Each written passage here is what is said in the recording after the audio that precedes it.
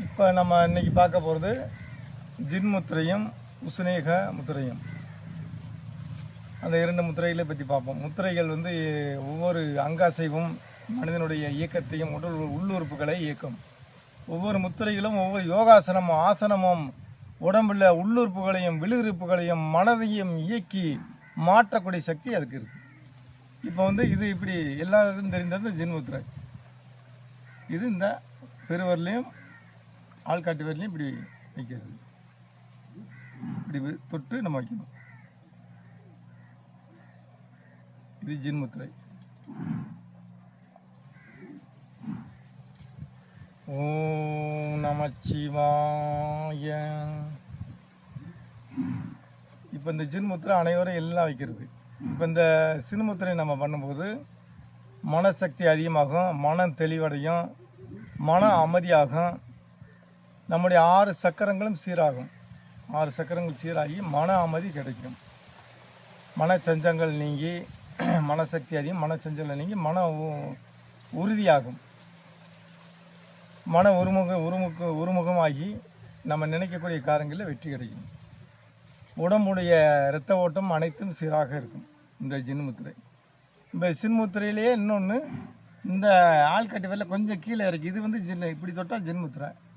இதை தொட்டோம்னா உசுனியம்பாங்க.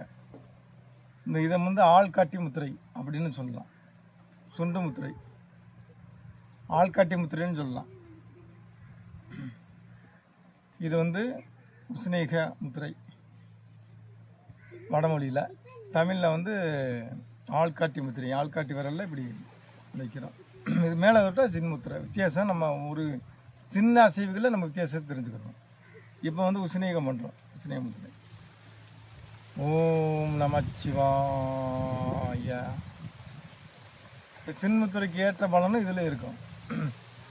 இருந்தாலும் இரத்த ஓட்டம், படபடப்பு அந்த மாதிரி இதுகளை இந்த உசுனேகத்தை வைக்கும்போது உடம்போட சூடு குறைஞ்சு இரத்த ஓட்டம் வந்து சீராக நடக்கும்.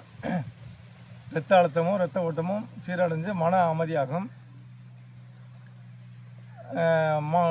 இரத்த உயிரழுத்தமும் தாழ்ந்த அழுத்தமும் நீங்கி ஒரே சீராக உடம்புக்கு தேவையான இரத்த அழுத்தங்களும் சுத்தமான பிராண வாயுகளும் உருவாகும்.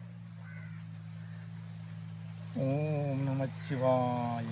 ஓம் க்ரீம் காளி.